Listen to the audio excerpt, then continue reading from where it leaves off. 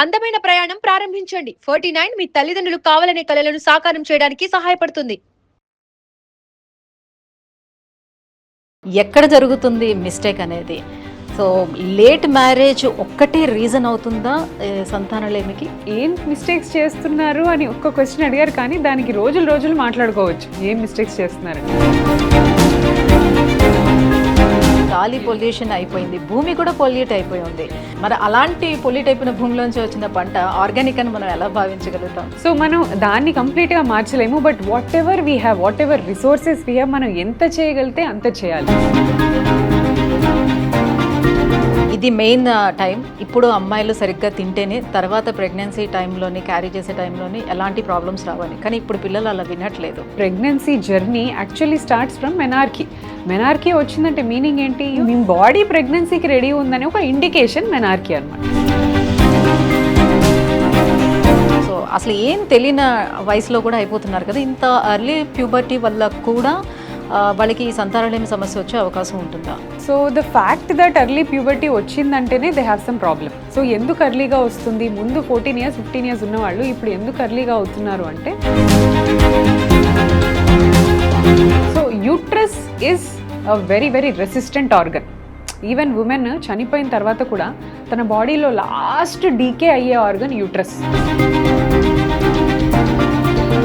ఉమెన్కి ఉన్నటువంటి డౌట్ ఏంటంటే, జస్ట్ ఇంటర్ కోర్స్లో పార్టిసిపేట్ చేసిన వితిన్ మినిట్స్లోనే ఒకవేళ తొందరగా కనుక అయిపోవడం వల్లే నాకు ప్రెగ్నెన్సీ రావటం లేదు. సో ఈ ప్రిమెచ్యూర్ ఎజాక్యులేషన్ వల్ల ఏంటంటే some times even before they put their penis into the vagina leak అయిపోతుంది. సో ఇది కంప్లీట్ డీప్ పెనిట్రేషన్ లేకుండానే ఎంట్రన్స్లోనే రిలీజ్ అయిపోయినా కూడా వేస్టేజ్ ఎక్కువ ఉండొచ్చు. నమస్తే, వెల్కమ్ టు సుమన్ టీవీ. ఇటీవల కాలంలో కొత్తగా పెళ్ళైన జంటలో సో అతిపెద్ద సమస్య ఏదైనా ఎదుర్కొంటున్నారు అని అంటే అది సంతానలేమి సమస్యగా చెప్పుకోవచ్చు. ప్రస్తుతం ఉన్నటువంటి జనరేషన్ చేస్తున్నటువంటి అసలు మిస్టేక్స్ ఏంటి, ఆ మిస్టేక్స్ తోటి ప్రెగ్నెన్సీ రాకుండా ఎలా ఆగిపోతూ ఉంటుంది, సో ఎందుకు అందరూ మ్యాక్సిమం ఐవీఎఫ్కి వెళ్ళాల్సినటువంటి పరిస్థితులు ఏర్పడుతున్నాయి, సో ఇలాంటి విషయాలన్నీ కూడా ఒకసారి డిస్కస్ చేసేద్దాం. మనతో పాటు ఉన్నారు 49 నుంచి డాక్టర్ శృతి గారు. Hello ma'am. హలో మ్యామ్, సంతానలేమి సమస్య ఒకప్పుడు చాలా రేర్గా వినిపించేది, ఇప్పుడు అది చాలా కామన్ సమస్యలాగే అయిపోయింది. సో ఎవరిని కదిపించినా కూడా ఏమున్నది, నాకు సో ప్రాబ్లమ్స్ ఉన్నది, హెల్త్ ఇష్యూస్ మూలంగా అవ్వట్లేదు. డెఫినెట్గా మనకంటూ ఒక దారి ఉంది కాబట్టి దానికి వెళ్దామని అనుకుంటున్నారు. బట్ ఎక్కడ జరుగుతుంది మిస్టేక్ అనేది? సో లేట్ మ్యారేజ్ ఒక్కటే రీజన్ అవుతుందా సంతానలేమికి?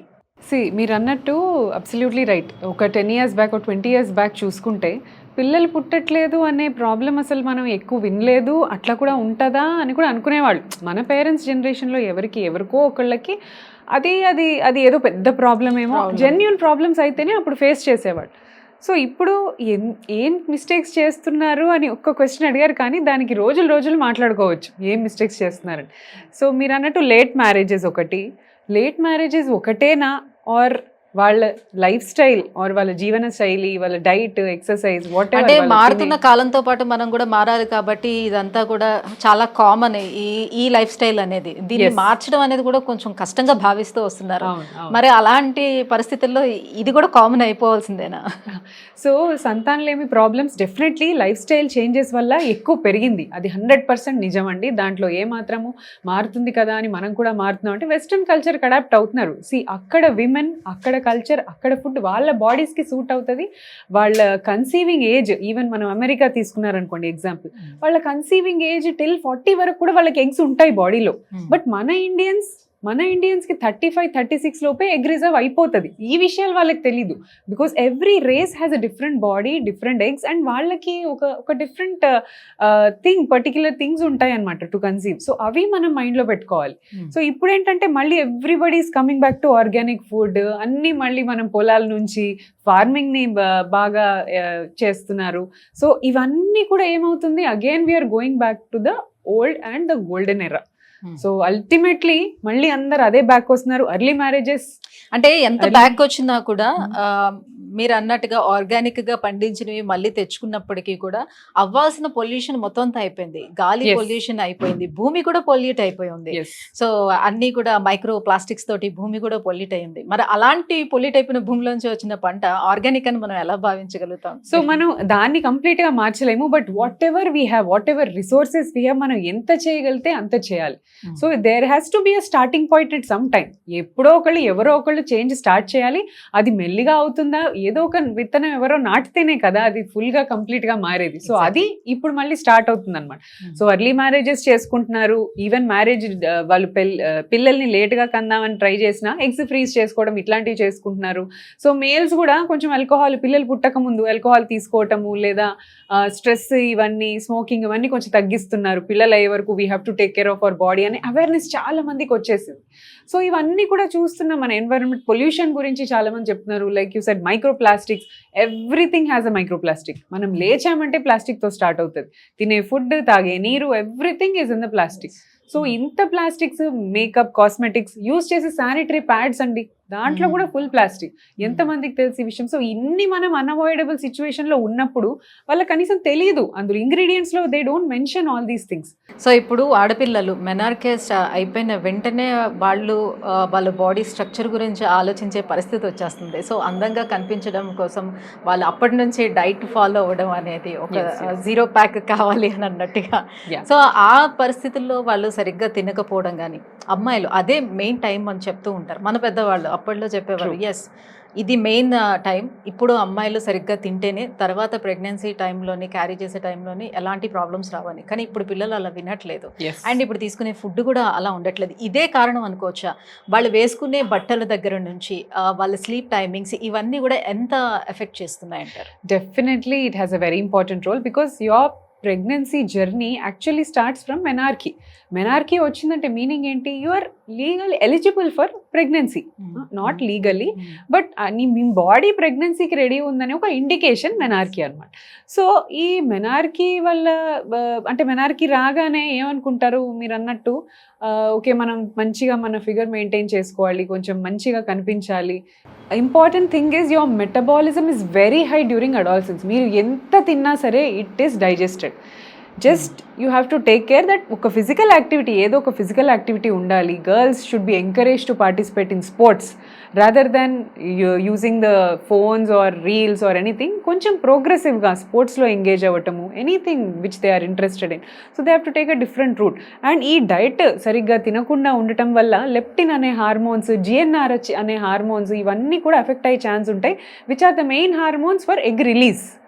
So and sleep timing, so everybody is sleeping late, everybody is sleeping very little because of the phones, nights shootamo, and just before sleep exposure to that blue light and also radiation and heat.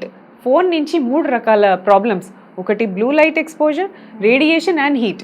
ఈ మూడు కూడా బాడీకి మంచిది కాదు. It will disturb your sleep cycle, melatonin production అబ్నార్మల్గా form అవుతుంది, you won't have adequate rest. Even అట్లా పడుకున్నా కూడా బాడీ రిపేర్ మెకానిజమ్స్ యాక్టివేట్ కావు. So at least you have to put your phones aside 1 hour before going to sleep. అప్పుడు then you will have proper sleep and your body will be reset for the next day. So అబ్బాయిలకి tight wears వేసుకోవద్దు అని చెప్తూ ఉంటారు, but అది అమ్మాయిలకు కూడా వర్తిస్తుందా? అబ్బాయిలకి ఎందుకు టైట్ వేసుకోవద్దని చెప్తామంటే సింపుల్ రీజన్. ఇప్పుడు మన బాడీ ఆర్గన్స్ అన్నీ కూడా మన బాడీ లోపల ఉంటాయి. లివర్ లోపటే ఉంటుంది, హార్ట్ లోపలే ఉంది, స్టమక్, ఇంటెస్టైన్స్ అన్నీ లోపల ఉన్నాయి. బట్ మేల్స్లో testis are lying outside the body. ఎందుకు అని అంటే they can't even bear the body temperature ఆ వేడి కూడా తట్టుకోలేవు టెస్టిస్. అందుకని they lie outside the body for cooler environments. So మనం మళ్ళీ టైట్ క్లోత్స్ వేసుకొని we are increasing the heat. If you pack yourself within tight clothes, your heat is generated between your thighs. Prolonged sitting ఏ కానివ్వండి, bike riding తీసుకోండి, లేదా standing for long hours. So ఇవన్నీ కూడా wearing tight clothes, ఇవన్నీ కూడా that will help increase the heat between your thighs. And ఈ temperatures మళ్ళీ టెస్టిస్ ఎఫెక్ట్ చేసి స్పర్మ్ ప్రొడక్షన్ ఎఫెక్ట్ చేస్తుంది. సో ఫీమేల్స్లో it's not like that. Ovaries are almost inside, but సమ్మర్స్లో avoid wear tight clothes for females తప్ప. వాళ్ళకి tight క్లోదింగ్తో effect అయ్యేది అనేది పెద్దగా ఏమి ఉండదు. సో ఇప్పుడు ప్రతి ఒక్కరికి కూడా ల్యాప్టాప్స్ లేకుండా పని జరగడం అనేది కష్టమైపోతుంది. ఒకప్పుడు ఐటీ కంపెనీస్ వాళ్ళు మాత్రమే యూజ్ చేసేవాళ్ళు, ఇప్పుడు ప్రతి ఒక్కరు చేస్తున్నారు. ఈవెన్ దో స్కూల్ డేస్ దగ్గర నుంచే వాళ్ళు యూజ్ చేయడం అనేది జరుగుతుంది. సో ఆ ల్యాప్టాప్స్ని దగ్గర పెట్టి ఎక్కువసేపు చూసి చేయడం కావచ్చు, లేకపోతే ఒళ్ళో పెట్టుకొని వర్క్ చేసుకోవడం కావచ్చు, ఇలాంటివి చేయటం వల్ల కూడా ఈ ఇబ్బందులు అనేవి వస్తాయా? దీనికి ఆ సంతానలేమి సమస్యకి అసలు సంబంధం ఉంటుందా లేదా? యా, సో చిన్న ఫోన్ తోటే మనకి ఇన్ని ప్రాబ్లమ్స్ వస్తుందంటే laptop has different equipment. So it's a bigger machine compare to the phone. So it's a bigger gadget. So దాంట్లో నుంచి వచ్చే రేడియేషన్ ఇంకా ఎక్కువ ఫోన్ కంటే. So radiation is again heat. Again men lap మీద పెట్టుకొని ల్యాప్టాప్తో వర్క్ చేస్తే definitely that radiations will pass to your testis. So మళ్ళీ టెస్టిస్లోంచి ప్రొడ్యూస్ అయ్యే స్పర్మ్స్కి ఎఫెక్ట్ అయ్యే ఛాన్స్ ఉంటుంది. సో ఫీమేల్స్లో మేల్స్లో ఏంటంటే టూ మచ్ ఆఫ్ రేడియేషన్. అన్నిటికంటే sensitive and delicate cells in the human bodies are eggs in the females and sperms in the males. ఎందుకంటే అవి daily they are the most delicate structures. So daily దాంట్లో multiplication జరుగుతూ ఉంటుంది. మన skin it is very strong cells స్కిన్లో. So వేరే organs అన్నీ కూడా స్ట్రాంగ్ ఉంటాయి, but these are the very delicate ones. So girls menarche time age ఇంతకు ముందు మనకి 14-15 ఇయర్స్కి చూసేవాళ్ళం, అది కాస్త 11-12 ఇయర్స్కి పడింది. ఇప్పుడు రీసెంట్ డేస్లో మనం చూసుకున్నట్లయితే 7 years ఓల్డ్ అమ్మాయిలు కూడా అయిపోతున్నారు. సో అసలు ఏం తెలియని వయసులో కూడా అయిపోతున్నారు కదా. ఇంత ఎర్లీ ప్యూబర్టీ వల్ల కూడా వాళ్ళకి ఈ సంతానలేమి సమస్య వచ్చే అవకాశం ఉంటుందా? So the fact that early puberty వచ్చిందంటేనే they have some problem. So ఎందుకు ఎర్లీగా వస్తుంది? ముందు 14 years 15 years ఉన్నవాళ్ళు ఇప్పుడు ఎందుకు ఎర్లీగా అవుతున్నారు అంటే, పిల్లలు కొంతమంది జంక్ ఫుడ్ చాలా తింటారు. సో అండ్ ఇప్పుడు తినే ఫుడ్లో lot of hormones, lot of injected hormones from the meet or maybe eggs are milk, అన్ని ఇంజెక్టెడ్ హార్మోన్స్ ఎక్కువ ఉన్నాయి. సో ఏం హార్మోన్ అది? Oestrogen hormone. ఈస్ట్రోజన్ హార్మోన్ ఎక్కువ ఎప్పుడైతే పెరుగుతుందో అప్పుడు సిగ్నల్ రిలీజ్ అయ్యి మెనార్కీ స్టార్ట్ అవుతుంది. సో ఇంతకుముందు ఫుడ్లో ఇలా ఆర్టిఫిషియల్గా ఇచ్చే హార్మోన్స్ ఇవన్నీ లేవు. అండ్ డైట్ కూడా వాళ్ళు ప్రాపర్ ఆర్గానిక్ ఫుడ్డే ఉండేది ఆ కాలంలో. ఇప్పుడేంటి జంక్ ఫుడ్లో ఆయిల్ అంటే ఏంటి? మళ్ళీ హార్మోన్స్, ఫ్యాట్. సో ఎంత ఫ్యాట్ ఎక్కువ ఉంటే హార్మోన్స్ ఎక్కువ రిలీజ్ అయిపోతూ ఉంటాయి. And again lot of plastics, అన్ని ప్లాస్టిక్ యూసేజ్ ఎక్కువ ఉంది.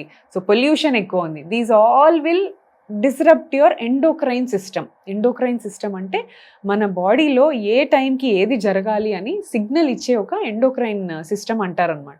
సో ఈ సిస్టమ్స్ ఈడీసీస్ అంటారు. సో మైక్రోప్లాస్టిక్స్, థైలైట్స్, బీపీఎస్ ఇవన్నీ కూడా they disrupt the endocrine system.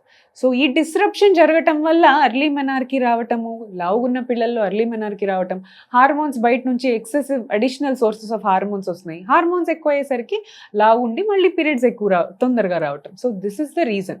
So ఇప్పుడు ప్రెగ్నెన్సీ రాలేదంటే అందరి ఇళ్లలోనే ఒకటే వాదన కనిపిస్తూ ఉంటుంది. మా డేస్లోనైతే ఇలాంటి సమస్య మేము అసలు చూడనే లేదు. సో పెళ్ళవగానే ప్రెగ్నెన్సీ అనేది వచ్చేస్తూ ఉండేది.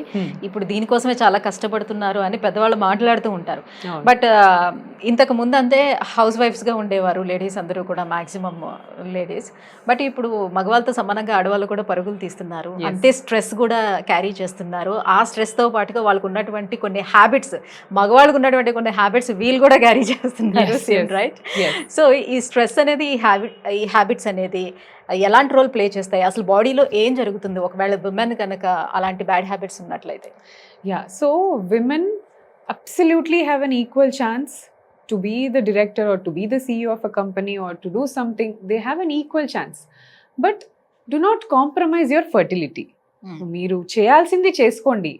Women is an independent, financially ఇండిపెండెంట్గా ఉండాలని అనుకుంటున్నారు అందరూ. They don't want to depend on their husbands or their fathers anymore.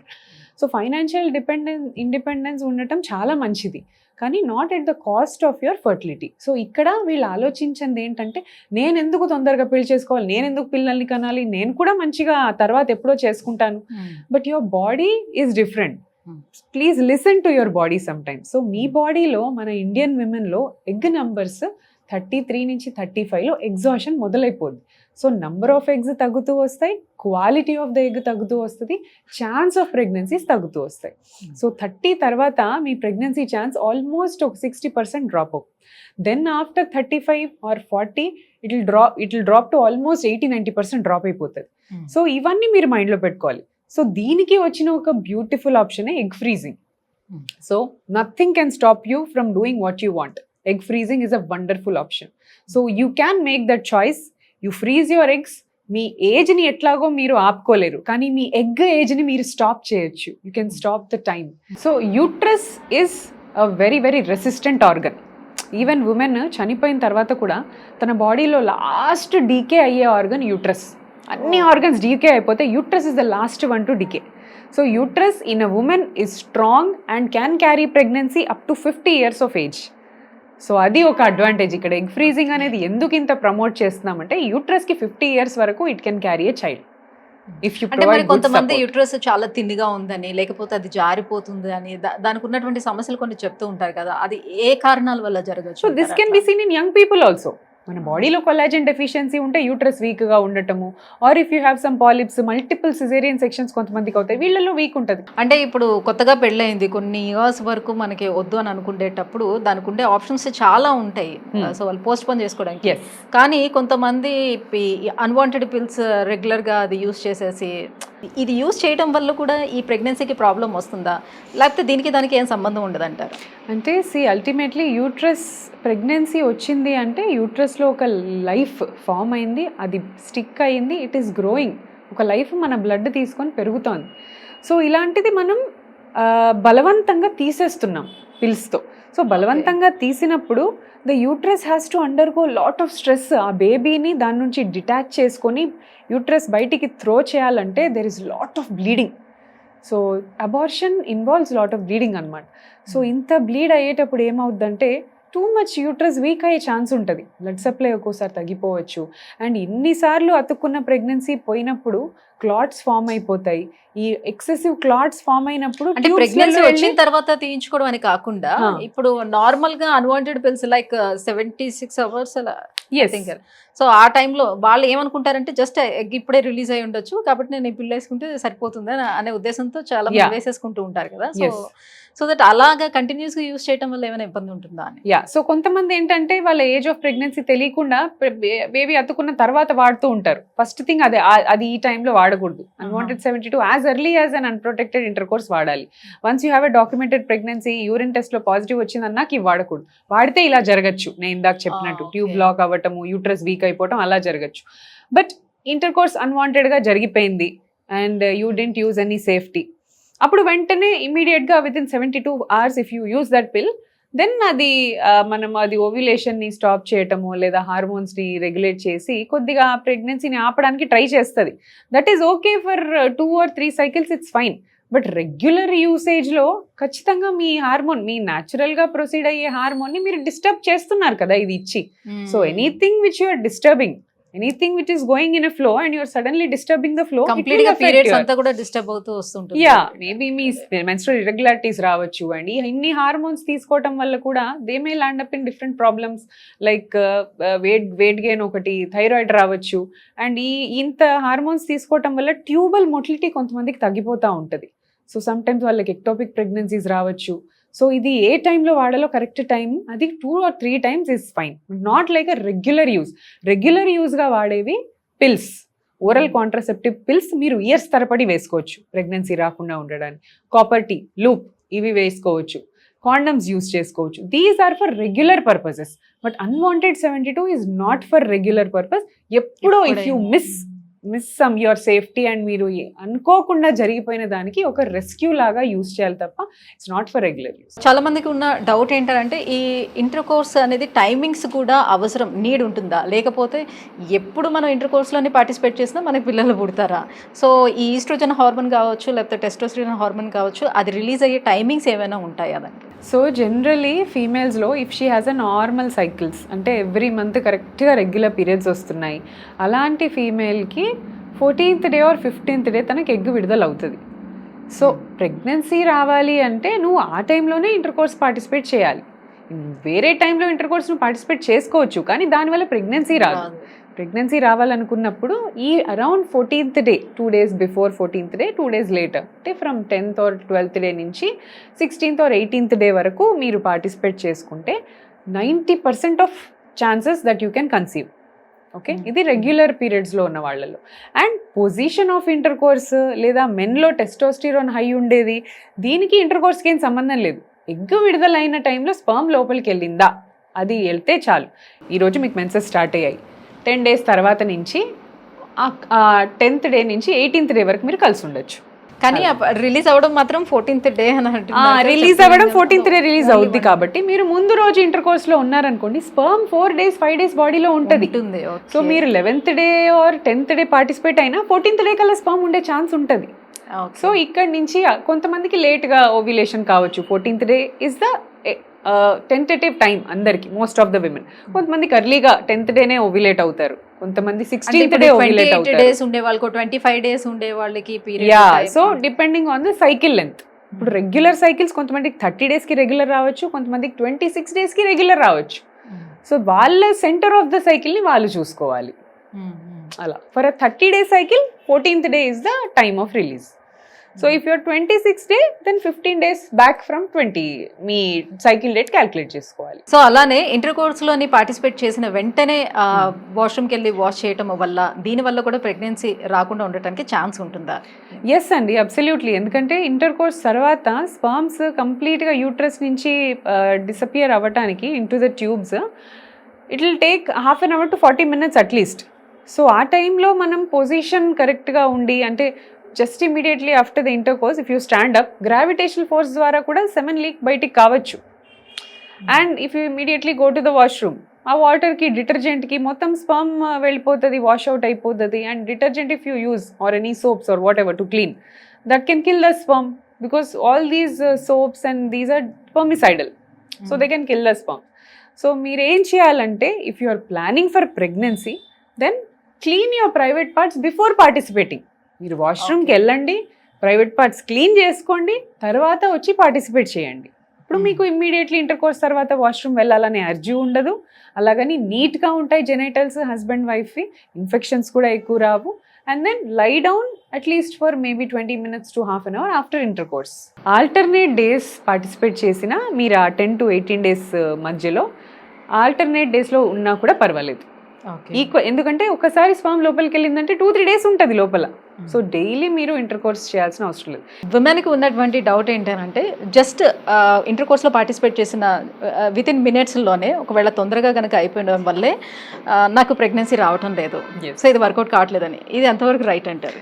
So this is called premature ejaculation. అంటే మీరు ఎజాక్యులేషన్ చేయాలనుకున్న టైం కంటే ముందే, most commonly less than 1 minute మీకు స్పర్మ్ లీకేజ్ అయిపోయింది అనుకోండి, it is called premature ejaculation. ఇది ఈ మధ్యకాలంలో చాలా పెరుగుతుంది. సో ఈ ప్రిమెచ్యూర్ ఎజాక్యులేషన్ వల్ల ఏంటంటే some times even before they put their penis into the vagina leak అయిపోతుంది. సో అది వేస్ట్ ఆఫ్ స్పర్మే కదా. And thrust, there should be some friction ఉండి టు అండ్ ఫ్రో మూమెంట్స్ వల్ల రిలీజ్ అవుతే ఫోర్స్తో కొంచెం పోస్టీరియర్ వాల్ దాకా రీచ్ అయ్యి అక్కడ డిపాజిట్ అవుతుంది స్పర్మ్. అక్కడి నుంచి మెల్లిమెల్లిగా యూట్రస్లోకి వెళ్ళొచ్చు.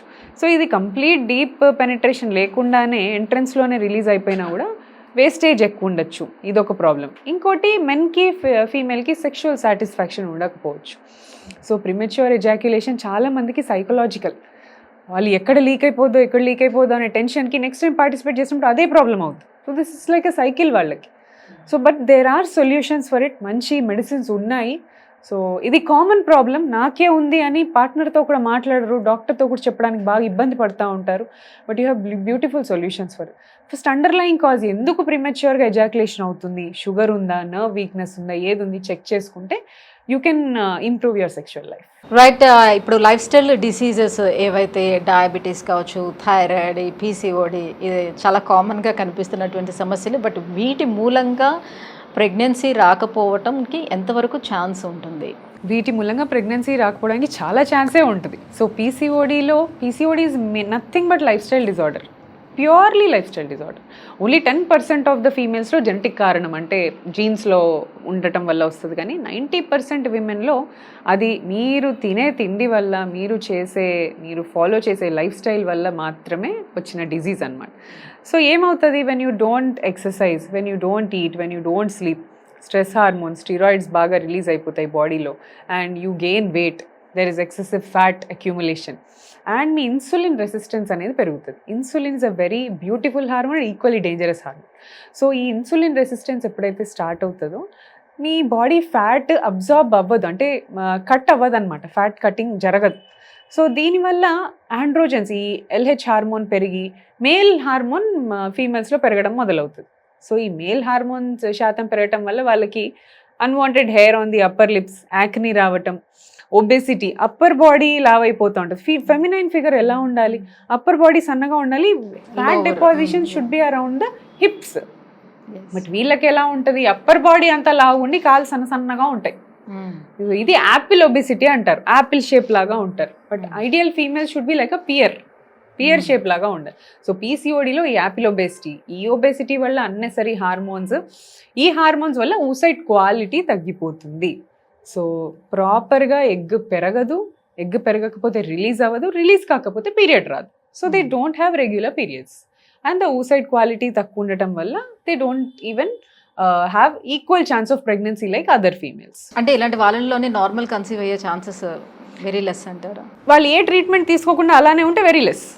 If they try to correct their life style, because life style correct చేసుకున్న, అది లైఫ్ స్టైల్ డిసార్డర్ కాబట్టి లైఫ్ స్టైల్ కరెక్ట్ చేసుకున్నారంటే ఇమ్మీడియట్గా మీరు మంచిగా కన్సీవ్ అవుతారు. But do not delay. నాకు PCOD కాదేమో, చాలామంది ఒప్పుకోరు. స్కాన్లో నీకు PCOD ఉందమ్మంటే నాకు PCOD ఏం లేదు మేడం అంటే ఎవరికైనా ఒప్పుకోవడం ఇష్టం ఉండదు. But that is a fact. మీరు ఎంత తొందరగా అట్లీస్ట్ 3 or 6 months కష్టపడండి, వెయిట్ లాస్ ఒక్క 5% వెయిట్ లాస్ అయినా కూడా కన్సీవింగ్ ఛాన్సెస్ డబుల్ అవుతాయి వాళ్ళల్లో. సో ఎక్సర్సైజ్, డైట్ చేసే వండర్స్ PCODలో మెడిసిన్ కూడా చేయదు. అట్లీస్ట్ ఇప్పుడు ఈ PCOD థైరాయిడ్ ఉండే వాళ్ళలో ఎగ్ రిలీజ్ అవ్వడమే ప్రాబ్లం అని అంటున్నారు కాబట్టి, సో ఇలాంటి వాళ్ళకి మీరు IUI కానీ IVF కానీ చేసేటప్పుడు కూడా మరి ఎగ్ రిలీజ్ ఎగ్ కలెక్ట్ చేసుకోవాలి కదా, సో ఎలా సాధ్యం అవుతుంది? సో మేము ఏం చేస్తామంటే వీ గివ్ హార్మోన్స్ ఎక్స్టర్నల్లీ. వాళ్ళ బాడీలో అబ్నార్మల్ హార్మోన్స్ ఉన్నాయి కాబట్టి మేము కరెక్ట్ హార్మోన్స్ ఇంజెక్షన్స్ ద్వారా, మెడిసిన్స్ ద్వారా ఇస్తాం. So we facilitate the egg to grow. Remote మా చేతిలో ఉంది. సో మేము ఎగ్ ఎంత సైజ్ పెరగాలి, ఎప్పుడు రిలీజ్ అవ్వాలి, we can control it. But still మనం ఎంత కంట్రోల్ చేసి దాన్ని రిలీజ్ చేయడానికి ట్రై చేసినా క్వాలిటీని మనం ఏం చేయలేం. క్వాలిటీ ఆల్రెడీ PCODలో ఎఫెక్ట్ అయింది. ఎగ్ గ్రోత్ని మనం మేనేజ్ చేయగలిగాం కానీ quality is still an issue. So PCOD ఉన్న వాళ్ళల్లో IUI, IVFలో కూడా little bit lower success rates రావచ్చు. But if she starts exercising and takes the treatment together hand in hand, then the success rate improves again. So PCODలో ఏ treatment తీసుకున్నా సరే exercise, diet is a mandatory thing. It's not an option, it's a mandatory thing. Recent news ఏంటంటే PCOS terminology change అయింది. PCOS అంటే ఏంటి? Polycystic ovarian syndrome. Polycystic అంటే నాకు ఓవరీలో సిస్ట్లు ఉన్నాయా అని అందరూ భయపడేవాళ్ళు. అసలు సిస్ట్లు ఉండవు PCODలో, ఎగ్సే ఎక్కువ నంబర్స్లో ఉంటాయి. సో అన్నెసెసరీ టర్మ్ వల్లనే భయపడి PCOS అంటే వాళ్ళు కూడా తీసుకోవడానికి ఇదిగా ఉంటున్నారనమాట. So the name has now changed to PMOS, poly endocrine metabolic ovarian syndrome. Cyst అనే వర్డ్ తీసేసి they have added endocrine problem కాబట్టి ఎండోక్రైన్ ఇంక్లూడ్ చేశారు. అండ్ మెటబాలిక్ అంటే మీ మెటబాలిజం తగ్గిపోతుంది కాబట్టి, so they have added all these terms and they have named it as PMOS now. So PCOSని ఇప్పుడు PMOS అనే పిలుస్తున్నారు అనమాట. సో మీకు పేషెంట్ వచ్చి మేడం PMOS అని రాశారు, ఇదేంటి కొత్తది, నాకు ఇదివరకు ఇప్పుడు లేదంటే నథింగ్ బట్ PCOS, టెన్షన్ పడద్దు. సో ఈ PMOS చేసే ముందు కూడా మీరు వాళ్ళకి ఎలాంటి ఎక్సర్సైజులు అంటే డైట్లో ఇవన్నీ కూడా చేంజెస్ చేసి ఎన్ని రోజుల తర్వాత ఆ ప్రొసీజర్ అనేది స్టార్ట్ చేస్తారు? మీరు వెయిట్ తగ్గేసి రండి, తర్వాత నేను ట్రీట్మెంట్ చేస్తాను. That's not the treatment. మీరు వెయిట్ తగ్గుతూ నేను ట్రీట్మెంట్ చేస్తాను, this is the approach. So మీరు వెయిట్ తగ్గుతూ ఉండండి, నేను ట్రీట్మెంట్. వెయిట్ తగ్గేసి రమ్మంటే it's not very easy for them to lose wait.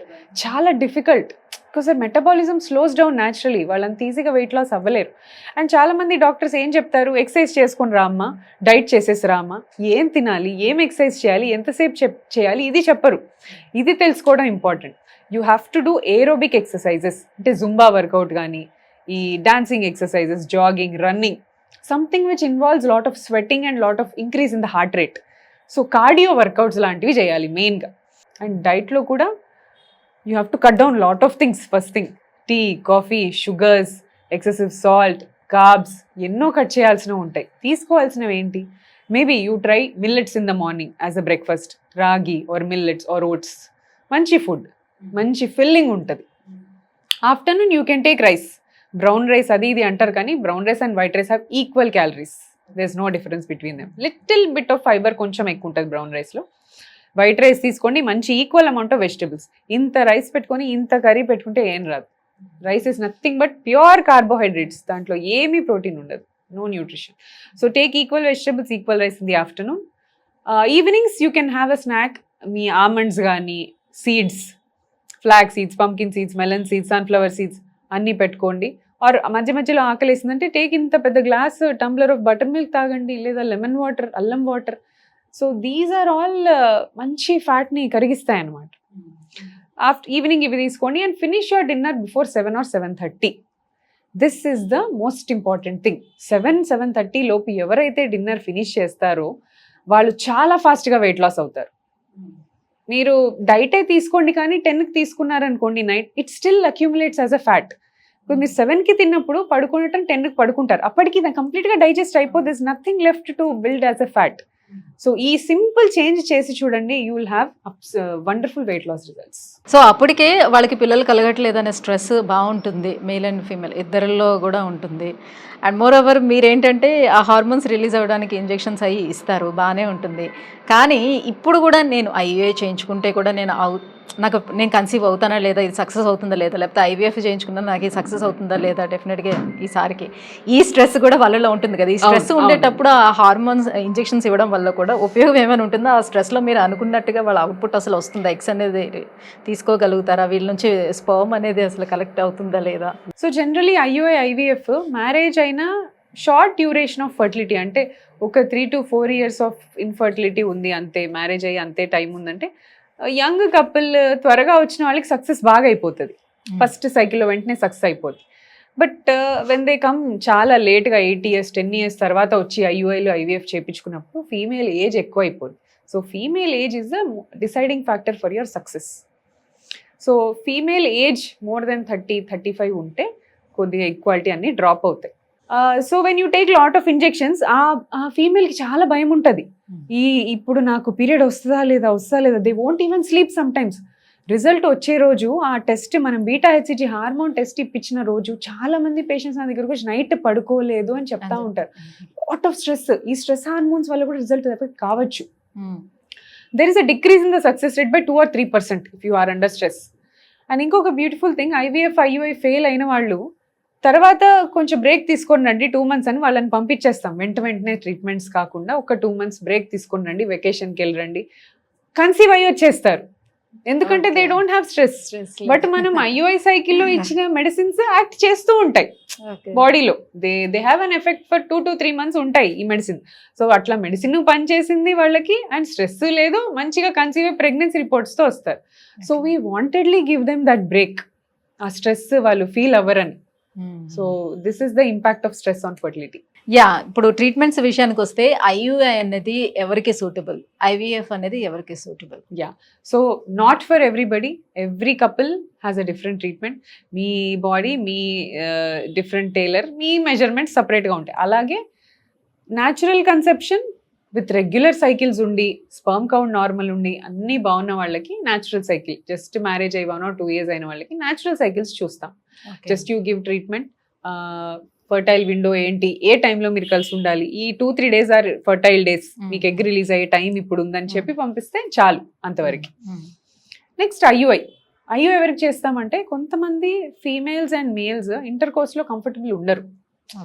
So wife will have lot of pain, అది ఎన్ని సంవత్సరాలైనా పోదు, దాన్ని వెజైనిస్మస్ అంటారు.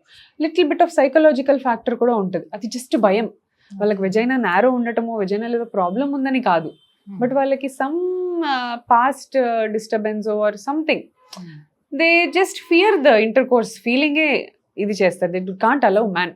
సో ఇలాంటి వాళ్ళకి ఏం చేస్తాం, మనం అనస్థీషియా ఇచ్చి ఐయుఐ ప్రొసీజర్ ద్వారా స్పర్మ్ పెట్టచ్చు.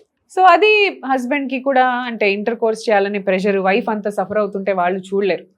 సో ఇది ఒక కండిషన్, మనం ఐయుఐ చేస్తాం. కొంతమంది ఆలిగోస్పర్మియా అంటే లో స్పర్మ్ కౌంట్స్ ఉన్న వాళ్ళల్లో కూడా between 10 to 15 million sperm count ఉన్న వాళ్ళల్లో ఐయుఐ సూటబుల్.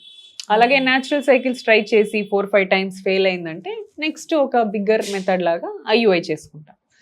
ఐయుఐలో మొటైల్ స్పర్మ్స్ మాత్రమే తీసి గర్భసంచి లోపల దాకా ఎక్కిస్తాం. సో స్పర్మ్ వేస్టేజ్ అయిన వాళ్ళు అక్కడి నుంచి అనుకున్న అదే వాళ్ళు ఇదాలి మళ్ళీ. అక్కడి నుంచి అదే వెళ్ళాలి అదే. అంతే. సో ఇలాంటి వాళ్ళు IUI చేస్తాం. కొంతమందికి HIV ఉంటుంది, వైఫ్కి ఉండదు, హస్బెండ్కి ఉంటుంది. ఇంటర్ కోర్స్ అయితే వైఫ్ కూడా HIV రావచ్చు. Yes. సో వీళ్ళల్లో కూడా స్పర్మ్ తీసి వాష్ చేసి కొంచెం డిస్కార్డెంట్ కపుల్స్ లో కూడా మనం IUIs చేసుకోవచ్చు. ఓకే. IVF అనేది ట్యూబల్ బ్లాక్స్ కి there is no other treatment other than IVF. So HIV ఉన్నా కూడా స్పర్మ్ యూజ్ చేసుకోవచ్చు. ఎస్. సో బాగా స్పర్మ్ వాషింగ్ అండ్ ఎంత వాళ్ళకి ట్రీట్మెంట్ లో ఉండాలి హస్బెండ్ అంటే full blown complete last stage of HIVలో సివియర్ వైరల్ లోడ్ ఉన్న వాళ్ళలో కాకుండా వాళ్ళు ఆన్ ట్రీట్మెంట్ ఉంటారు, వాళ్ళకి వైరల్ లోడ్ తగ్గుతుంది, అప్పుడు you can use that sperm. మంచి వాష్ చేసి వేసేయచ్చు అనమాట. So IVF treatment is for tubal blocks and severe oligospermia like less than 5 million counts ఇవన్నీ ఉన్న వాళ్ళల్లో IVF చెప్తాం. And few couples 11 years 15 years marriage అయిపోతుంది, ఏ ట్రీట్మెంట్స్ వర్క్ చేయట్లేదు అన్న వాళ్ళకి IVF చేస్తాం. Very very low egg count, లో AMH వీళ్ళల్లో కూడా IVF is a preferred option because they don't have time. మనకు అంత మంత్స్ టైం లేదు ట్రీట్మెంట్ తీసుకోవడానికి. నీకు టైం ఓన్లీ 2-3 months ఉంది, ఎగ్స్ ఎగ్జాస్ట్ అయిపోతే అందులోపు ఆ 2-3 months లో బెస్ట్ ట్రయల్ IVF ఇవ్వచ్చు మీరు. ఓకే. ఇక్సీ అంటే ఏంటి మరి? ఇక్సీ అనేది కూడా వినిపిస్తుంది. IVF ICSI one and the same, but రెండిట్లో చిన్న చిన్న డిఫరెన్సెస్ ఉంటాయి. అది ఎంబ్రియాలజిస్ట్ చేసే విధానము అంటే స్పర్మ్ ని ఎగ్ లోపలికి పంపించే టెక్నిక్ ని ఇక్సీ అంటారు. సో మనకి న్యాచురల్ గా స్పర్మ్ ఎగ్ ఒక్కొక్కసారి కలుసుకోవు చాలా మంది కపుల్స్ లో, ఫర్టిలైజేషన్ ఫెయిల్యూర్స్ ఉంటాయి, ఎగ్ క్వాలిటీ బాగాలేకపోవటము లేదా స్పర్మ్ హెడ్ షార్ప్ లేకపోవటము, వీటి వల్ల స్పర్మ్ అండ్ ఎగ్ మీట్ కావు. సో అప్పుడు ఎంబ్రియాలజిస్ట్ ఏం చేస్తారు, మనం స్పర్మ్ కలెక్ట్ చేసుకుంటాం, ఎగ్ కలెక్ట్ చేసుకుంటాం, స్పర్మ్ ని డైరెక్ట్ గా ఎగ్ లోపలికి పియర్స్ చేసి పంపించేస్తాం. సో అప్పుడు బేబీ ఫామ్ అయిపోతుంది. సో ఇది ఇక్సీ. అంటే ఈ స్పర్మ్ మార్ఫాలజీ చాలా మందికి బాగుండదు, ఇలా ఉండకపోవడానికి రీజన్స్ ఏమై ఉండొచ్చు అంటారు? కౌంట్ మోటిలిటీ దేని వల్ల ఎఫెక్ట్ అవుతుందో మార్ఫాలజీ కూడా అంతే. There is no separate reason morphology వీళ్ళు ఇందుకు వల్ల మార్ఫాలజీ ఎఫెక్ట్ అయిందని కాదు, కానీ all the 3 parameters are affected. Varicocele, infections, తర్వాత same like prolong bike ridings, your life style, alcohol smoking, all can affect the morphology also. Few genetic conditions, కొన్ని genetic conditions ఉంటాయి.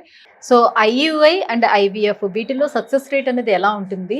Treatment procedure అనేది ఏమైనా painful గా ఉంటుందా? Yeah, so IUI కి IVF కి చాలా తేడా ఉంది, జమీన్ ఆస్మాన్ కా ఫరక్ హై. IUI success rates are 12 to 15% అండి. అంటే 10 మందికి IUI చేస్తే 1 or 2 couples can get pregnant in IUI. అదే IVF success rates are around 60 to 65%. 10 మంది కపుల్స్కి IVF చేస్తే 6 to 7 couples can get pregnant. So that is the difference. Treatment కూడా తీసుకునే వాళ్ళు పెయిన్ఫుల్ గా ఉంటుందా ఈ ట్రీట్మెంట్ అనేది? ట్రీట్మెంట్ అయిపోయిన తర్వాత కూడా వాళ్ళు ఏమైనా మెడికేషన్ లో ఉండాల్సిన నీడ్ ఉంటుందా? IUI ఈజ్ పెయిన్లెస్ టెక్నిక్ అండి. చాలా సన్న క్యాథెటర్ పంపిస్తాం స్పర్మ్స్ ని. So IUI is painless. But IUI చేసిన తర్వాత ఒక 15 days మనం లూటియల్ ఫేజ్ సపోర్ట్ ఇవ్వాలి, ఎందుకంటే progesterone is a maintaining hormone అన్నమాట ప్రెగ్నెన్సీకి. సో IUI ప్రొసీజర్ తర్వాత ప్రొజెస్ట్రాన్ కొన్ని డేస్ ఇస్తే ఆ టైంలో బై ఛాన్స్ ప్రెగ్నెన్సీ వచ్చినా this progesterone will help maintaining it without early abortions. IVF లో చాలా ప్రెషియస్ గా ఒక ఎంబ్రియోని తీసి పెట్టాం కాబట్టి IVF లో మెడికేషన్స్ కొంచెం ఎక్కువ ఉంటాయి. అండ్ IVF లేకపోతే బిఫోర్ ద ట్రీట్మెంట్ మీరు ఇంజెక్షన్స్ తీసుకోవాలి, మెడిసిన్స్ తీసుకోవాలి to prepare your egg. After the treatment to maintain the pregnancy. So రెండు before the treatment, after the treatment medications ఉండాలి, ప్రిపరేషన్ కావాలి, అండ్ దెన్ మనకి రిజల్ట్ వచ్చిన తర్వాత మెయింటెనెన్స్ కావాలి. IVF చేయించుకున్న తర్వాత ఫెయిల్ అయితే మళ్ళీ అగైన్ చేయించుకోవటానికి మధ్యలో వాళ్ళు ఏమైనా కొంత గ్యాప్ తీసుకోవాల్సిన అవసరం ఉంటుందా? అవసరం లేదండి. If they financially ready, if she's emotionally ready, అన్నీ బాగున్నాయి, క్లినికల్గా మనం స్కాన్ చేసి చూసాం, ఎగ్స్ అన్ని కరెక్ట్గా ఉన్నాయి, సైజెస్ ఓకే ఉన్నాయి అంటే immediate next cycle also she can do the second IVF. Okay, no need of break. Already ఇప్పుడు ఎగ్స్ ఫ్రీజ్ చేసుకునే వాళ్ళు ఉండొచ్చు, ఒకవేళ వాళ్ళ స్పర్మ్ ఫ్రీజ్ చేయకపోయి ఉండొచ్చు. సో అలాంటి టైంలో ఎలా ఉండొచ్చు అంటారు? రిజల్ట్ అనేది ఎలా ఉండొచ్చు? వీళ్ళు మళ్ళీ ఇవ్వాల్సిన నీడ్ ఉండదు కదా ఎగ్స్? నో, మనం స్పర్మ్ కరెక్ట్ దొరికినప్పుడే ఎగ్స్ని థా చేస్తాం. Stable, either she get married, stable partner ఉన్నారు, హస్బెండ్ మ్యారేజ్ అయింది, సర్టిఫికేట్ చూపించారు, స్పర్మ్ తీసుకున్నాకనే ఎగ్స్ బయటికి తీస్తాం. సో ఫైనల్లీ IUI IVF చేయించుకుందాం అని అనుకునే వాళ్ళకి మీరు ఇచ్చేటువంటి బెస్ట్ మెసేజ్ ఏంటి? సో ట్రీట్మెంట్స్కి ఫస్ట్ భయపడకండి.